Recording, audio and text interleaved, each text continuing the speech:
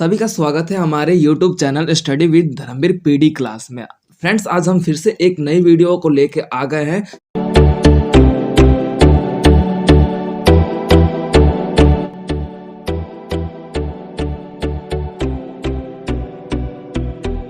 सामूहिक जिम्मेदारी बोला जाता है। ये आपका इग्नू का सेकंड ईयर का कोड में हम डिस्कशन क्लास रख रहे हैं, जो आपका पोल साइंस का सेकंड ईयर का कोड है बीपीएससी 133 सामूहिक जिम्मेदारी।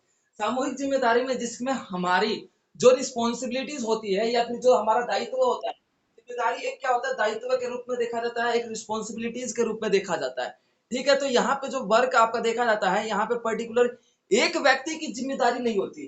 देखा देखा जाए तो यहाँ पे समूह के अनुसार जिम्मेदारी होती है। ठीक है, यहाँ पे जो सरकार वर्क करती है, जो आपके सरकार का जो कर्तव्य है या फिर सरकार के जो कार्यक्रम होते हैं, सरकारी कार्यक्रम क्या होते हैं, कहने का मतलब नीति निर्माण करना, कानून व्यवस्था निर्माण करना, कानूनों को बेहतर तरीके से चलाना, ये आपके जिम्मेदारी के रूप में सरकार का देखा जाता है।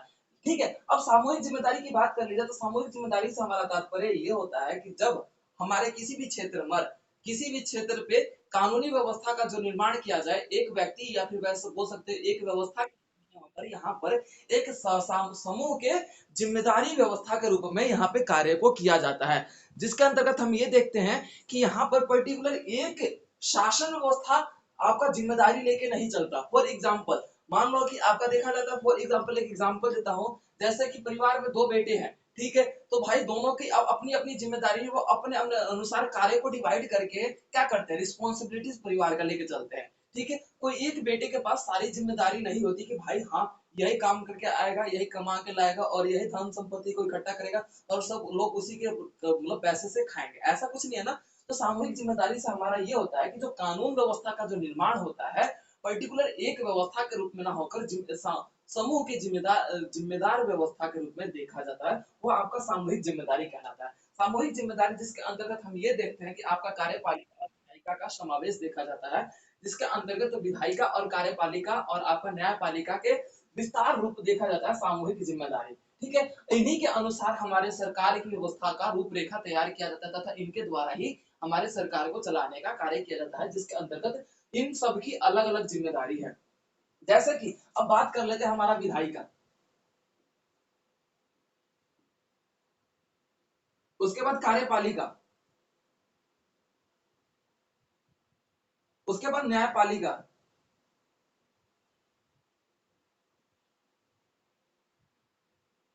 अब इन तीनों की बात कर लेते हैं तो सामूहिक जिम्मेदारी के अंतर्गत इन्हीं तीनों के अनुसार हमारा ये देखने को मिलता है, सरकार की व्यवस्था का या फिर बोल सकते हो कानून व्यवस्था का निर्माण होता है। ठीक है, सामूहिक जिम्मेदारी में हम किसी भी व्यवस्था का वर्णन करने में सक्षम हो सकते हैं। जैसे कि आपका देखा जाता है कि संसदीय व्यवस्था भी आ जाता है, संसदीय व्यवस्था में जिसका अंतर्गत विधायिका का भूमिका देखा जाता है। विधायिका की बात कर लीजिए तो आपके दो रूप देखने को मिलेगा। आपका बोल सकते हैं कि सामूहिक जिम्मेदारी जिसके अंतर्गत आपका दो रूप देखने को मिलता है, एक तरफ आपका लोकसभा,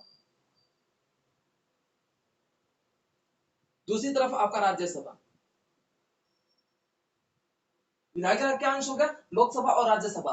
अब ठीक है, विधायिका क्या करता है भाई, कानून व्यवस्था का निर्माण करता है, लाइक दैट कि हाँ भाई, फॉर एग्जांपल एक एग्जांपल लेता हूं कि विधायिका क्या करेगा भाई कि इस दल के लिए, इस वर्ग के लिए इतने पैसे का जो है बजट पास होना चाहिए, ये विधायिका ने बिल बना दिया। ठीक है, अब उसके बाद विधायिका द्वारा जो बनाए गए कानून व्यवस्था है, उस पर कार्य करवाने का जो काम होता है वो आपका कार्यपालिका होता है। ठीक है, अगर कार्यपालिका और विधायिका द्वारा जो कार्य नीति व्यवस्था का निर्माण किया जा रहा है और कोई उसका पालन नहीं कर रहा या फिर कोई उसका उल्लंघन कर रहा है या फिर कानून के अनुसार नहीं चल रहा, तो न्यायपालिका क्या करता है, न्याय व्यवस्था का न्यायिक व्यवस्था को संभालने का कार्य करता है।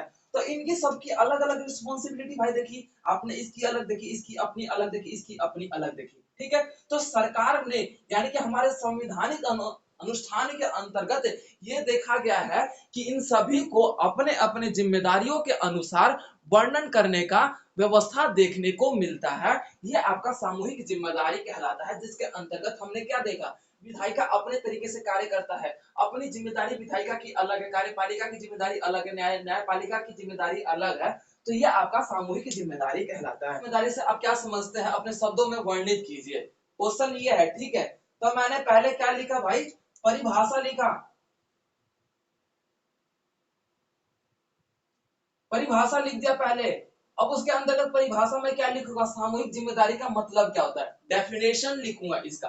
देखो तो सामूहिक जिम्मेदारी से हमारा तात्पर्य यह है कि जब किसी भी व्यवस्था या फिर कानून व्यवस्था में जो मंत्रिमंडल व्यवस्था के रूप में जो कार्य होता है, जिसके अंतर्गत हमारे मंत्रिमंडल के व्यवस्थाओं या फिर सदस्यों के द्वारा ही जिस तरीके से हमारे हमारे कानून व्यवस्था का गठन होता है, तथा ये देखने को मिलता है कि यहाँ पर एक व्यक्ति के रूप में जिम्मेदारी नहीं होती, यहाँ पर एक समूह के अनुसार जिम्मेदारी को डिवाइड किया जाता है, ताकि जो कानून व्यवस्था का निर्माण है किसी एक व्यक्ति के ऊपर जिम्मेदार ना बन सके, या फिर उस व्यक्ति के अनुसार उसके ऊपर सारा बर्डन ना आ जाए, यानी कि ठीक है, तो उसे ही हमारे सरकार या हमारे संविधान के अनुसार सामूहिक जिम्मेदारी का वर्णन किया गया है, ताकि एक व्यक्ति के ऊपर सारा बर्डन ना आ जाए, यानी काम का जो हेडेक है या फिर परेशानी है, जो वरीड है, वो एक व्यक्ति के ऊपर ना जाए। एक व्यक्ति का मतलब यानी कि एक शासन एक समूह के ऊपर ना है, या फिर एक जो बोल सकते हो कि एक व्यक्ति या फिर एक कानून व्यवस्था के रूप में ना है। यहाँ पर क्या है कि समूह के अनुसार सभी अपना व्यवस्थाओं को कानून में मतलब कानून के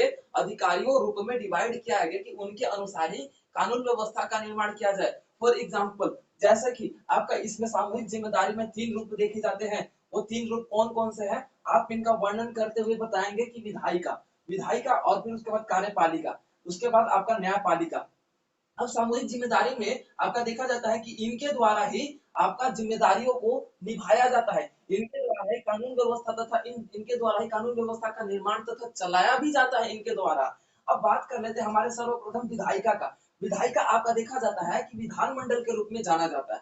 विधायिका किसके रूप में जाना जाता है, विधानमंडल के रूप में जाना जाता है। विधानमंडल जिसके अंतर्गत आपका लोकसभा और राज्यसभा शामिल होता है। लोकसभा आपका निचला सदन के रूप में जाना जाता है और राज्यसभा आपका उच्च सदन के रूप में जाना जाता है, जिसके अंतर्गत आपका देखा जाता है कि लोकसभा तथा राज्यसभा में जो बिल पास किया जाता है उनके द्वारा ही कानूनों पर 1/3 2/3 आपका 3/3 के रूप में बहुमत पास करके बिल को बनाया जाता है। ठीक है, उसके तत्पश्चात आपका देखा जाता है कि विधायिका क्या करता है, आपका कानून व्यवस्था को पारित कर देता है। ठीक है, अब विधायिका द्वारा पारित किए गए कानूनों को जो कार्य में करवाने की स्थिति है, यानी कि कानून जो पारित हो गए, भाई कानून बन गए, लेकिन कार्य करवाने का जो काम है वो आपका विधानमंडल यानी कि विधायिका के द्वारा कार्यपालिका के द्वारा किया जाता है। ठीक है, कार्यपालिका ही अब विधायिका द्वारा बनाए गए कानून व्यवस्था का कार्य करवाने का जो काम है वो कार्यपालिका करता है। यहाँ तक सभी को क्लियर है बिल्कुल अच्छे से? ठीक है, अब उसके तत्पश्चात आपका न्यायपालिका आता है। न्यायपालिका जिसके अंतर्गत देखा जाता है कि विधायिका तथा कार्यपालिका द्वारा बनाए गए निर्णयों और उस पर जो कार्य किए जा रहे हैं वो कानूनी व्यवस्था पर हो रहे हैं या नहीं, इसका निरीक्षण करना, निरीक्षण यानी कि देख रेख करना, वो जो रिस्पॉन्सिबिलिटीज है वो आपका न्यायपालिका का रूप में देखा जाता है। जिसके अंतर्गत हम ये देखते हैं कि यहाँ पर इन तीनों के रूप में हमारे सरकार की व्यवस्थाओं को चलाने का प्रयास तथा सरकार को चलाने का जो कर्तव्य है या फिर जिम्मेदारी है, इन तीनों को डिवाइड किया गया है। इन तीनों के अनुसार हमारे सरकार की व्यवस्था या फिर सरकार की देखरेख या फिर सरकार का भागदौड़ इन तीनों के रूप में ही देखा जाता है, जिसके अंतर्गत हम इसे बोलते हैं सामूहिक जिम्मेदारी। ठीक है, उसके तत्पश्चात आपका जब अगला पॉइंट आएगा, हमने इन तीनों को एक्सप्लेन कर दिया, इन तीनों को एक्सप्लेन करते हुए आपका मिनिमम देखा जाएगा कि 1.5 पेज कवर हो गया, परिभाषा आपका 1 पेज और 1.5 पेज, ये 2.5 पेज कवर हो चुका। अब उसके बाद आप सामूहिक जिम्मेदारी का लाभ पूछोगे, क्यों? क्योंकि आपसे एग्जाम में क्या पूछा था, सामूहिक जिम्मेदारी से आपका क्या तात्पर्य है, अपने शब्दों में वर्णन कीजिए। ठीक है, आपने सामूहिक जिम्मेदारी के बारे में बता दिया, सामूहिक जिम्मेदारी कितने प्रकार के होते हैं वो बता दिया, तथा ये देखने को मिलेगा कि अब इसके लाभ बताओगे। तो इसके लाभ का वर्णन किया जाए तो सामूहिक जिम्मेदारी के अगर लाभों की बात कर ली जाए,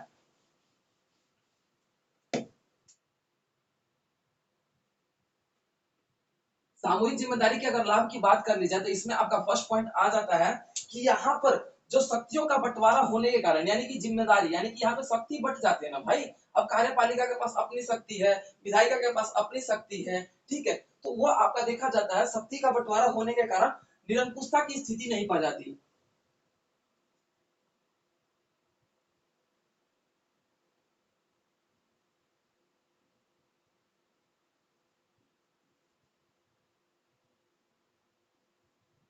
निरंकुशता की अस्थिति, यानी कि यहाँ पे जो सरकार है, जो जिम्मेदारी समूह के अनुसार डिवाइडेड किया गया है, जिसके कारण यहाँ पर एक व्यक्ति या फिर एक विधानमंडल का, अब मान लो कि यहाँ पे तीन तीन क्राइटेरिया थे, हमारा एक विधायिका और आपका कार्यपालिका और न्यायपालिका। अब मान लो कि तीनों की शक्ति जो है, तीनों का जो कर्तव्य है, जो काम है, सबका जो पावर है, एक विधायिका के पास होता, यानी कि विधायिका कानून बनाती और उन्हें कार्य करवाने का काम भी वही करती। न्यायपालिका का जो काम है न्याय दिलवाना, वो भी कार्य विधायिका करती। तो अब ये बताओ, यहाँ पे शक्तिशाली होने के कारण भाई वो निरंकुश हो सकता था, वो अपने अनुसार चल सकता था। लेकिन आपका ये देखने को मिलता है कि यहाँ पर इन तीनों के अनुसार जो व्यवस्थाएं होती है वो ना देखकर हमारा ये देखने को मिलता है कि यहाँ पे निरंकुशता की स्थिति नहीं देखने को मिलती, यानी कि निरंकुशता की अस्थिति।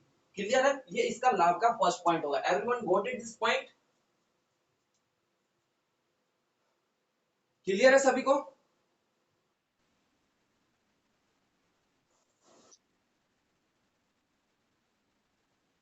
निरंकुशता का मतलब होता है कि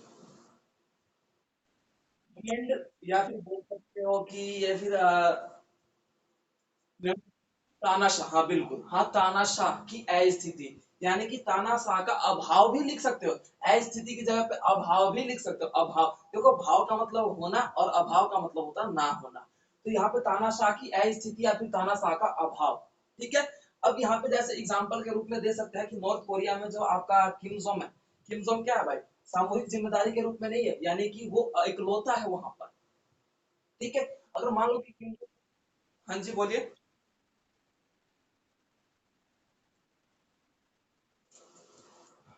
तानाशाह को सत्तावाद, बिल्कुल हाँ बोल सकते, बिल्कुल बोल सकते हो। क्यों? क्योंकि एक रोल उसका क्या होगा कि जो तानाशाह होता है भाई अपनी सत्ता को चलाना चाहता है, चाहे उसकी जो इच्छा है ना, वो अपनी सत्ता को बरकरार रखना चाहता है, तो वो एक सत्तावादी व्यवस्था भी रूप में देख सकते हैं। ठीक है। तो अब इसमें निरंकुशता की अस्थिति से आपका क्लियर हो चुका। अब उसके बाद क्या है, यहाँ पे बेहतरीन शासन व्यवस्था।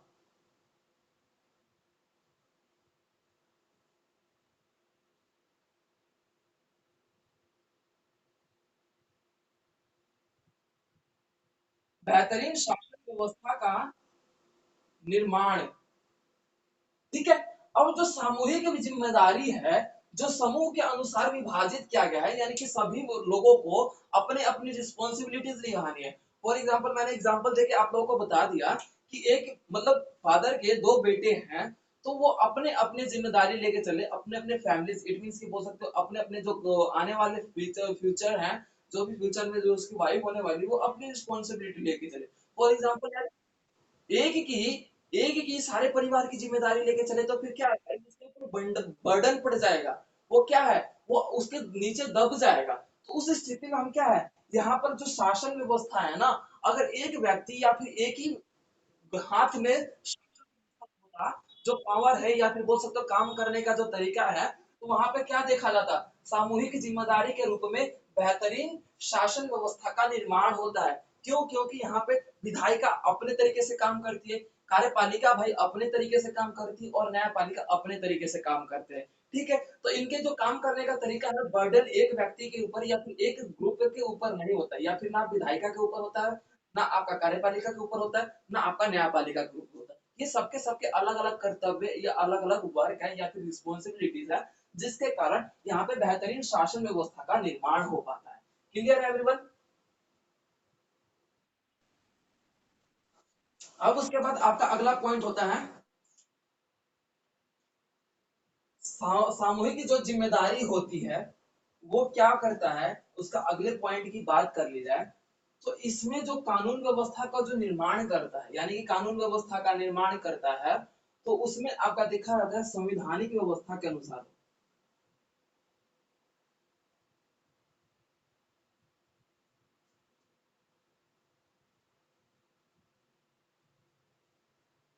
सामूहिक जिम्मेदारी में क्या देखने को मिलता है, अगर शासन व्यवस्था या मंत्रिमंडल का गठन भी हो, अगर शासन व्यवस्था की बात कर ली जाए, तो अगर कार्यपालिका और विधायिका और आपका न्यायपालिका अगर इस तरीके से कार्य कर रहे हो, तो वो संविधानिक व्यवस्था के अनुसार ही आपका देखने को मिलता है कि सामूहिक जिम्मेदारी निभाई जाती है। और तथा इसमें ये देखने को मिलता है कि सामूहिक जिम्मेदारी जो है वो संविधानिक व्यवस्था की व्यवस्था होने के कारण यहाँ पे लोकतंत्रीय व्यवस्था तथा लोगों के व्यवस्थाओं को विकसित करने के लिए महत्वपूर्ण रूप से देखा जाता है कि सामूहिक जिम्मेदारी अपना योगदान निभाता है। क्लियर हो गया सभी को?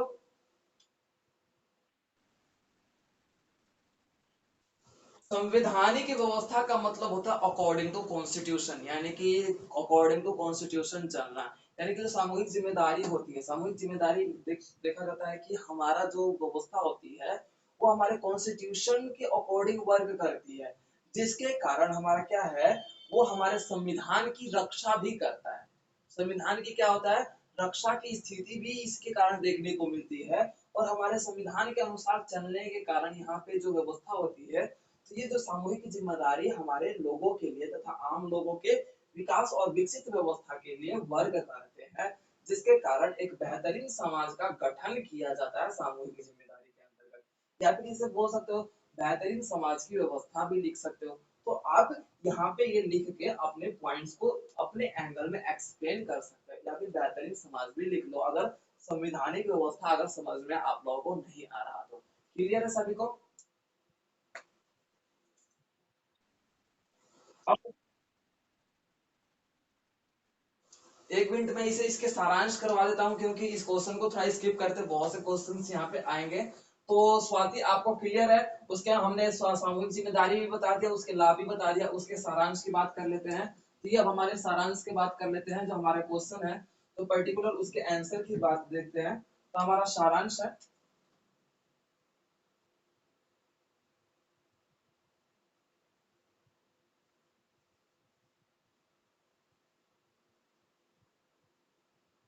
सारांश की बात कर लेते हैं। तो हमारे आंसर का एक छोटा सा अंश कहा जाता है, या फिर बोल सकते हो कि कहीं पे भी अगर सारांश लिखा हो, यानी कि ऊपर जो इतने भी हमने चीज पढ़ी उसके बराबर जो हमारे कुछ कुछ मोस्ट इंपोर्टेंट पॉइंट है उसमें हम वर्णन करेंगे। तो सामूहिक जिम्मेदारी में जिसके अंतर्गत हमने ये देखा कि यहाँ पर जो व्यवस्थाएं होती है, कानून व्यवस्थाओं का निर्माण किया जाता है एक व्यक्ति के रूप में जिम्मेदार ना मानकर, यहाँ पर एक समूह को वहां पर शक्तियों में विभाजित करके क्या किया जाता है, जिम्मेदारी दी जाती है कि वो उन्हीं के अनुसार ये कार्य उनके हैं और उसी क्षेत्र के अनुसार उनको जिम्मेदारी दी जाती है, जिसे सामूहिक जिम्मेदारी के रूप में देखा जाता है। जिसके कारण सामूहिक जिम्मेदारी में हम ये देखते हैं कि यहाँ पर एक बेहतरीन व्यवस्था का निर्माण देखने को मिलता है, तथा एक बेहतरीन समाज की और समाज की व्यवस्था जो होती है वो बेहतर तरीके से वर्क कर पाती है। क्यों? क्योंकि यहाँ पर एक व्यक्ति के पास या फिर एक ही व्यवस्था के पास अगर सारी जिम्मेदारी आ जाए तो वो अपने आप को विकसित नहीं कर पाएगा, या फिर वो अच्छे से कार्य नहीं कर पाएगा। क्यों? क्योंकि बर्डन अगर एक व्यक्ति के पास आ जाता है तो वो उसके लिए बहुत नुकसान, या फिर बोल सकते हो कि असमर्थ हो जाता है वो किसी कार्य को करने में। तो इसीलिए जिम्मेदारी के रूप में, ताकि एक बेहतर समाज या फिर बेहतर विकसित व्यवस्था का गठन हो सके, या फिर कानून व्यवस्था का गठन हो सके, कानून व्यवस्था में बिल पास हो सके, इसलिए सामूहिक जिम्मेदारी की व्यवस्था हमें देखने को मिलती है।